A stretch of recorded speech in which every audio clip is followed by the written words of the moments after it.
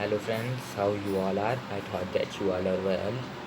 So friends, first I give my introduction. My name is Shivam Chaudhary and I can give my 12th board exam and JEE main exam and also give my JEE advanced exam, and I was selected in NIT, and before going to the college my 2 months was left, so I thought that what I can do. So I thought that I teach children of class 8, 9th, 10th online. So today we do class 8 civics chapter number 2 secularism. So I can also read with NCERT book and tell you that what was written in this book. So let's start friends. So first, meaning of secularism. Secularism refers to the belief that the religion should not be involved in the organization of a society. इसका meaning है कि secularism का मतलब ये होता है कि कोई भी रिलीजन किसी भी सोसाइटी या किसी भी स्टेट का ऑफिशियल रीजन नहीं होगा. A secular state is one in which the state does not officially promote any particular region as the state reason. जैसा कि मैंने आपको पहले बताया, इसका मीनिंग है कि कोई भी स्टेट किसी भी रीजन को as a state religion promote नहीं कर सकता. India is a secular state. Here all regions are treated with equal respect. Every citizen of India has the right to practice his their own religion. India एक secular state है. Secularism का आपको मतलब पता है, तो सेकुलर वर्ड सेकुलरिज्म से ही आया है. यहाँ पे कोई भी व्यक्ति अपना रिलीजन प्रैक्टिस कर सकता है. Need of secularism. अब हमें सेकुलरिज्म की ज़रूरत क्यों है ये पढ़ेंगे हम. It's is important to separate religion from the state for the following reason. Religion को स्टेट से अलग करना क्यों ज़रूरी होता है ये हम पढ़ने जा रहे हैं. Secularism is important for country to function democratically. Secularism किसी भी कंट्री के लिए इम्पॉर्टेंट होता है डेमोक्रेटली फंक्शन करने के लिए. यानी डेमोक्रेसी अगर किसी भी कंट्री में है तो उसमें सेकुलरिज्म होना ही चाहिए. और हमारे कॉन्स्टिट्यूशन में जब हमारा कॉन्स्टिट्यूशन रिटर्न हुआ था तब उसमें सेकुलरिज्म नहीं था. हमारे कॉन्स्टिट्यूशन में बाद में सेकुलरिज्म ऐड किया गया है. कब ऐड किया गया है ये क्वेश्चन मतलब बहुत ज़्यादा आता है क्लास 8th में, तो आप याद रखिएगा 1976 में. एक बार और बता देता हूँ 1976. Let's almost every country in the world has more than one religious group. ये तो आप सबको पता होगा, हर कंट्री में बहुत सारे रिलीजियस के लोग रहते हैं. ये लिखा है यहाँ पर. From among this groups one group में is in majority. If this religion group has access to the state power and the many misuses of this power and financial resources to discriminate against the person of the religious group. So आप सबको पता होगा कि हर country का अपना अपना कोई religion होता है जिसके मेजॉरिटी लोग होते हैं. जैसे इंडिया में ज़्यादातर हिंदू हैं. जैसे पाकिस्तान ले लीजिए, पाकिस्तान एक इस्लामिक कंट्री है, उसके कॉन्स्टिट्यूशन में लिखा है, इसलिए वहाँ पे ज़्यादातर मुस्लिम हैं. तो ये हर कंट्री में होता है कि एक रिलीजन के लोग मेजॉरिटी में होते हैं, तो इसीलिए सेकुलरिज्म लिया गया है. क्योंकि अगर एक सेकुलरिज्म नहीं होगा तो जो मेजॉरिटी में जिस रिलीजन के लोग हैं वो अपनी मनमानी करेंगे स्टेट चलाने में. in form of democratic based on religion may violate the fundamental rights that a democratic country grants to its citizen. आप सबको पता होगा, आपने प्रीवियस चैप्टर 1 में भी पढ़ा था कि हर कंट्री अपने सिटीज़न को जो डेमोक्रेटिक है फंडामेंटल राइट्स देती है. तो अगर सेकुलरिज्म नहीं होगा तो सिटीज़न के फंडामेंटल राइट्स मिसगार्ड होंगे. Indian secularism. अब हम पढ़ेंगे इंडिया के सेकुलरिज्म के बारे में.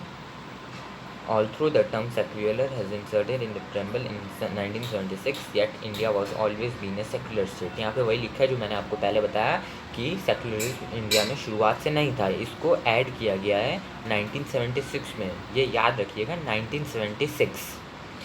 So India is a vast country with diversity of culture and its religions. In fact, the fraternity and unity of a country like India could be built only on a secular basis. According to the constitution, only a secular state can achieve its objective by ensuring the following elements. हमारा constitution ये कहता है कि एक secular state ही अपने सारे objectives यानी मतलब जो वो अचीव करना चाहता है उसे अचीव कर सकता है. on one religious community does not dominate another religious community in the country. Secularism में होता क्या है, किसी भी जो मेजॉरिटी में कम्युनिटी होती है वो दूसरे को डोमिनेट नहीं कर सकती है. The state does not enforce any particular religion, does not take it always the religious freedom of an individual.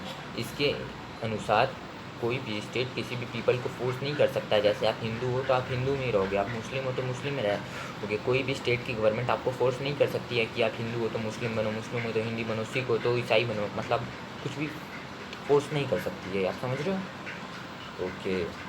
Our country prevent the above mention domination in the following ways. India has adopted a strategy of separation religious from the state. It does not support anyone religious. जो हमारी country है, मैंने आपको पहले बताया था, किसी भी एक रिलीजन को सपोर्ट नहीं करती। और इंडिया का डिफ्रेंशिएशन है स्टेट और रिलीजन में, किसी भी स्टेट का कोई रिलीजन नहीं होता। फॉर एग्जांपल आप ले लेते हैं, जैसे दिल्ली में सबके लिए, आप सबको पता होगा, हेलमेट के बिना चलान कटता है, पता है? हाँ, आई गेस सबको पता होगा। तो जैसे सिख हैं, वो तो आप सबको पता है पग पहनते हैं, तो उनके लिए क्या हो फिर?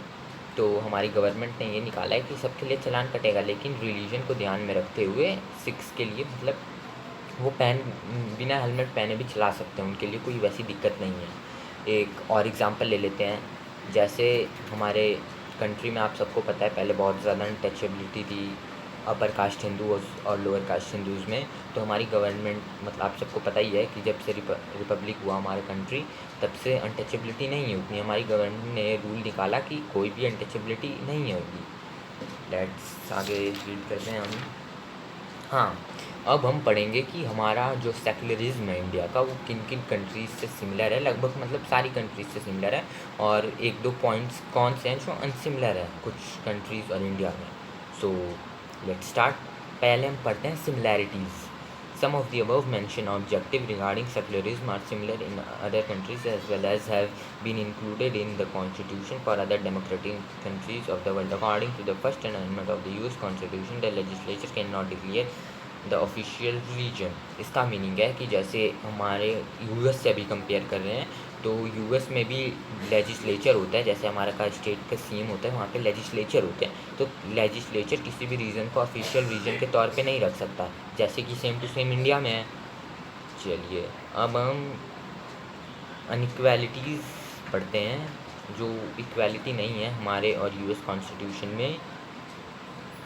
यूनिकनेस या तो उनकी कहिए या हमारी कहिए, मतलब जो अलग बातें हैं।